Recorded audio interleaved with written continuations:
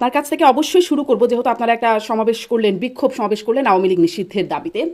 আহ, এবং বেশ কড়া বক্তব্য শুনলাম দলের প্রধান নাহিদ ইসলামের কাছ থেকে। আমি একটু শুরুতে এটা জানতে চাই, আপনারা আওয়ামী লীগ নিষিদ্ধের দাবি অনেক দিন থেকেই করে আসছেন, আপনারা কিভাবে আওয়ামী লীগ কিভাবে নিষিদ্ধ হোক সেটা চান? আমরা চাই উম, বিচারিক প্রক্রিয়ার মধ্য দিয়ে আওয়ামী লীগের আম, রাজনৈতিক এবং সাংগঠনিক সব কাজকর্ম বন্ধ ঘোষণা করা হোক, নিষিদ্ধ করা হোক, তাদের নিবন্ধন বাতিল করা হোক এবং আহ, একটা বিচারিক প্রক্রিয়ার মাধ্যমে তাদের রাজনীতি এই দেশে নিষিদ্ধ করা হোক। কারণ বিগত দিনে আমরা দেখেছি যে একটা নির্বাহী আদেশের মাধ্যমে যখন কোনো একটা রাজনৈতিক দলকে নিষিদ্ধ করা হয়, আবার একটা নির্বাহী আদেশের মাধ্যমে সেটা থেকে ফিরে আসা যায়। হুম। আর আওয়ামী লীগের শুধু আসলে হাসিনার বিচার তো আছেই, প্লাস আওয়ামী লীগের দলগত ভাবে মানে দল হিসেবেও তারা যে জুলাই যে হত্যাকাণ্ড চালিয়েছে, সেটা আম, উম, সেটা সবাই জানে, সবাই দেখেছে, যারা জুলাই দেখেছে, এবং আন্তর্জাতিক প্রতিবেদনও আছে। তারা আহ, হাজার হাজার মানুষকে আহত করেছে, হাজার হাজার মানুষ শহীদ হয়েছে সাংগঠনিক একটা নির্দেশের মধ্য দিয়ে হয়েছে কিন্তু। সো আওয়ামী লীগের বিচারিক প্রক্রিয়ার মাধ্যমে আওয়ামী লীগকে নিষিদ্ধ করতে হবে, এটাই আমাদের হ্যাঁ, দাবি। এবং বিচারিক প্রক্রিয়া আপনি নির্বাচনে বলছিলেন, নির্বাহী প্রক্রিয়ায় হলে আবার সেটি ফিরেও আসতে পারে, সেটি নির্বাহী আদেশ বাতিল হয়ে যেতে পারে, এবং আবার বিচারিক প্রক্রিয়ায় হলেও তো তা হতে পারে, তাই নয় কি? আমরা যদি দেখি আগের আমলের যা বিচার বা যে মামলাগুলো ছিল সেগুলো সব বাদ হয়ে যাচ্ছে এখন এসে, বা আওয়ামী লীগ এসে তাদের তাদের বিরুদ্ধে যে মামলাগুলো ছিল সেগুলো বাদ করে ফেলেছে, বিচার যা হয়েছে সেগুলো একরকম থাকে না তো। বিচারই বা কোথায় থাকে? 21শে আগস্টের মামলার রায় সব টাকা বাতিল হয়ে গেল। 10টা কষ্ট মামলা, ডক্টর ইউনূসের বিরুদ্ধে মামলা, বিএনপি নেতাদের বিরুদ্ধে যা মামলা ছিল সবই চলে যাচ্ছে, তো বিচারিক আদেশ সেটাও তো পরিবর্তন হয়ে যায়। এটার দুটা দুটা দিক আমি বলি আপনার এই প্রশ্নটার।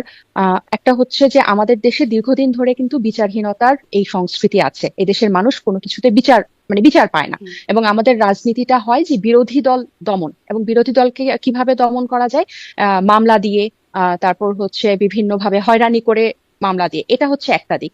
আরেকটা দিক, যদি আপনি আওয়ামী লীগের কথা বলেন বা শেখ হাসিনার এই হত্যাযজ্ঞ এবং তার 15 বছরের এই স্বৈর শাসনের কথা বলেন, এটার সাথে কিন্তু আসলে এসবের তুলনা চলে না। হুম। তার যে কর্মকাণ্ড জুলাই আগস্টে হয়েছে, এটা একটা নজিরবিহীন। এবং অল্প কয়েকদিনের ব্যবধানে সে 1400-র উপর মানুষকে হত্যা করেছে, তার সরাসরি নির্দেশ এটা হয়েছে। হুম। এবং এটা একটা নৃশংস ঘটনা। এটার সাথে বিরোধী দল দমনের জন্য যে ধরনের মামলাগুলা দেয়া হয়ে থাকে, বা যে ধরনের হয়রানিমূলক আইনি করা হয়ে থাকে, বা অন্য অপরাধগুলো তুলনা করা যায় বলে আমার কাছে মনে হয় না। এবং এটার জন্যই কিন্তু আমরা এই সংস্কারের কথা বলছি। আমরা বিচার বিভাগের সংস্কারের কথা বলছি, আমরা আইন শৃঙ্খলার সংস্কারের কথা বলছি, যাতে আমাদের দেশে যে বিচারহীনতার হুম। সংস্কৃতি হুম। আছে, যে একটা দল আসলো, বিরোধী দলকে দমন করার জন্য এক গাদা মামলা দিল, এক গাদা হয়রানি করলো, আরেকটা দল ক্ষমতায় এসে এগুলো সবকিছু উঠিয়ে নিল। আওয়ামী লীগকে কিন্তু এই এই ক্যাটাগরিতে আসলে ফেলা যাবে না। জি, সেটি আওয়ামী এখন লীগ যে আপনারা হত্যা, বলছেন, এটা বা এখন যেটি সেটি বলা হচ্ছে যে আওয়ামী লীগকে এই ক্যাটাগরিতে ফেলা যাবে না। কিন্তু যদি আপনি যেই রকম পরিবর্তনের কথা বলছেন, আমলের পরিবর্তন, কখনো যদি সেই রকম সুবিধাজনক পরিস্থিতি তৈরি হয়, তাহলে তো এটাও এটাও চলে যাওয়ার মতো, তাই না?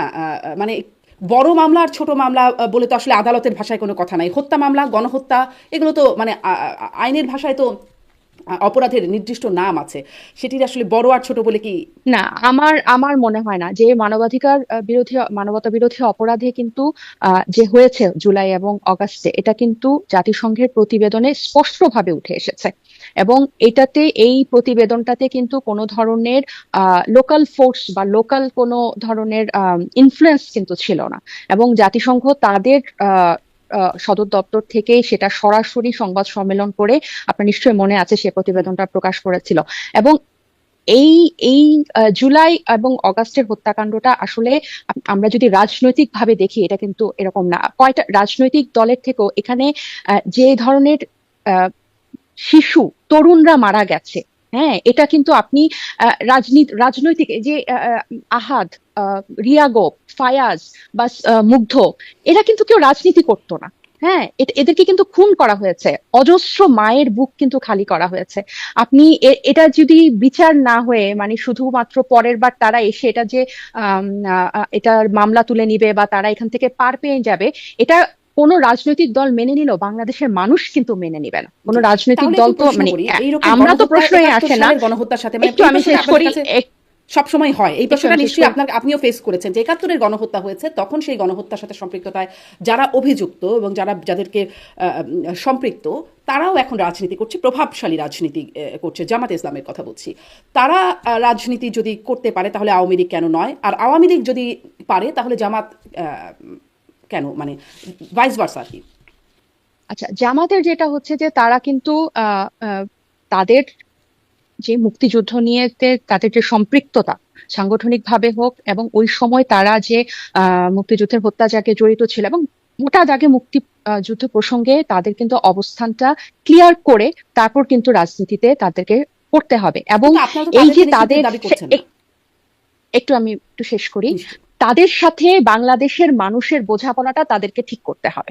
এখানে কিন্তু এনসিপির কোনো দায় নাই। আমরা কিন্তু জুলাই আগস্ট গণ অভ্যুত্থান পরবর্তী এবং গণ অভ্যুত্থান থেকে উঠে আসা একটা দল, এবং জামাতে কিন্তু মানবতা বিরোধী অপরাধের দোষে কিন্তু তাদের অনেকেরই, যদিও সেটা অনেক বিতর্ক ছিল বা অনেক সমালোচনা ছিল, তারা একটা বিচারিক প্রক্রিয়ার মধ্যে দিয়ে গেছে, এবং তারা এই জুলাই আগস্টে কিন্তু তারা সম্পৃক্ত ছিল। এবং যারা মুক্তিযুদ্ধকে অস্বীকার করে রাজনীতি করে, তারা কিন্তু অনেকেই, যারা মুক্তিযুদ্ধকে মেনে, তারা কিন্তু জামাত থেকে বের হয়ে এসে বিভিন্ন ফরম্যাটে কিন্তু তারা এখন রাজনীতি করছে।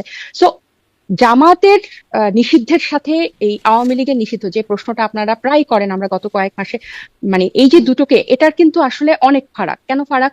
কারণ জুলাই অগাস্ট গণ অভ্যুত্থান পরবর্তী কিন্তু সময়ে এই এনসিপির জন্ম, বা এখনকার বাস্তবতায় এই আওয়ামী লীগের যে নৃশংস যে হত্যাকাণ্ড তারা ঘটিয়েছে, এটার বিচার হওয়া, এবং এটা যদি দরকার হয় আন্তর্জাতিক অপরাধে, আন্তর্জাতিক আদালতে তাদের বিচার হওয়া, এটার দাবিও কিন্তু আমরা তুলছি, যাতে অন্যান্য মানবতা বিরোধী অপরাধের যেভাবে বিচার হয়েছে সেটা যেরকম একটু প্রশ্নবিদ্ধ ছিল, এই দফা যাতে কোনো প্রশ্নবিদ্ধ না থাকে, তাহলে কি এটা সময়ের এরকম সাথে একটা সাথে নৃশংসতার দাবিও দায় আমরা কমে যায়? তুলছি। মানে না, আপনারা এটা জুলাই পরবর্তী এটার বলে এটার জন্য এটাতে জোর দিচ্ছেন আওয়ামী লীগের বিরুদ্ধে। ৭১ পরবর্তীরা হয়তো ৭১-এর জোর দেওয়ার কথা ছিল, মানে সময় এখন অনেকটা চলে গেছে বলে আপনারা ওটাতে জোর দেবেন না? না, এটা তো আমি যেটা আপনাকে বললাম, যে জামাত ইসলামের সাথে তাদের মুক্তিযুদ্ধ বিরুদ্ধে তাদের যে অবস্থান ছিল, সেটা সাথে বাংলাদেশের মানুষের সাথে তাদের বোঝাপড়াটা ক্লিয়ার করতে হবে। আওয়ামী কেন লীগের সাথে ক্লিয়ার করতে বোঝাপড়া হবে? ক্লিয়ার করার কারণ সুযোগ নাই আওয়ামী লীগের? আমি সেটাই আমি বলছি, তাদের তাদের সাথে আপনার ওটা 1971, এর পরে কিন্তু 53 বছর পরে কিন্তু এই এই হত্যাকাণ্ড বা এই গণ অভ্যুত্থানটা হলো। প্রজন্মটা কিন্তু ডিফারেন্ট, হ্যাঁ, এবং এই প্রজন্মের কাছে এটাই হচ্ছে দগদগে। এবং অবশ্যই তার মানে এই না যে আমরা মুক্তিযুদ্ধে যারা পক্ষে ছিল তাদেরকে আমরা এই এখনকার রাজনীতিতে আমরা মেনে নেবো, এটা কিন্তু আমরা স্পষ্ট করেছি, আমরা বারবার করেছি যে জামাতকে যদি রাজনীতি করতে হয় এবং তাদেরকে যদি সামনে আগাতে হয়, তাদেরকে এটা বলতে হবে যে তারা মুক্তিযুদ্ধ বিরোধী কোনো রাজনীতি করবেন না। কিন্তু এই এখনকার আপনার জুলাই বর্তমানে আপনার বছর না ঘুরতেই, বা এই প্রজন্মের কাছে, আমার কাছে মনে হয় যে আওয়ামী লীগের নিষিদ্ধ এবং যে হত্যাকাণ্ড তারা চালিয়েছে, শুধু এই জুলাই অগাস্টের হত্যাকাণ্ড না, বিগত দিনের পিলখানা হত্যাকাণ্ড, শাপলা হত্যাকাণ্ড, এবং অসংখ্য গুম খুন এবং বিচার বহির্ভূত হত্যা, এসবের সবকিছুর বিচার, এটা মানে বাংলাদেশ, এটা কোনো রাজনৈতিক দলের না, পুরো বাংলাদেশের এটা প্রাণের দাবি, এবং আমার কাছে মনে হয় না যে এটা বাংলাদেশের মানুষ কখনো ছেড়ে দিবে। জি, মানে এই সময়ের ২৪-এর গণহত্যার যে দায়, সেই দায়টা খুব প্রকট, এবং সেই দাবিটাও আপনাদের খুব প্রকট। ৭১-এর বিষয়ে আপনারা অত শক্ত অবস্থানে নেই, সেই বোঝাপড়াটা মানুষের সাথে করে নিতে হবে, যদি আমি ভুল না বুঝি। একটু আগাই, আপনারা বলছেন বিচারিক প্রক্রিয়া নিষিদ্ধের দাবি করছেন, তো আপনারা কি বিচারের মানে বিচার বিভাগের সম্মুখীন হয়েছেন? কোনো আবেদন করেছেন, কোনো মামলা বা কোনো মানে আওয়ামী লীগ নিষিদ্ধের দাবিতে কোনো আবেদন? এটাই তো আমরা বারবার চাচ্ছি। আমরা কিন্তু এই বিচারের আপডেট চাচ্ছি। আপনি দেখেন, এই আন্তর্জাতিক অপরাধ ট্রাইব্যুনালের গঠন হওয়ার পরে তাদের প্রথম তদন্ত প্রতিবেদন জমা দিয়েছে কিন্তু গত মাসে, এবং সেটা আবার রিভিউ হওয়ার পর নেক্সট মান্থে, মানে এই মাসে 25 তারিখ বোধহয় প্রথম সেটার হিয়ারিং বা হতে পারে প্রথম মামলার। এই যে একটা ধীর গতি, এটা নিয়ে কিন্তু আমরা বারবার প্রশ্ন তুলছি যে ট্রাইব্যুনালে কিন্তু যে একজন সমন্বয়ক ছিল, গত 1 মাস ধরে কিন্তু ওই সমন্বয়কের পদটাও খালি।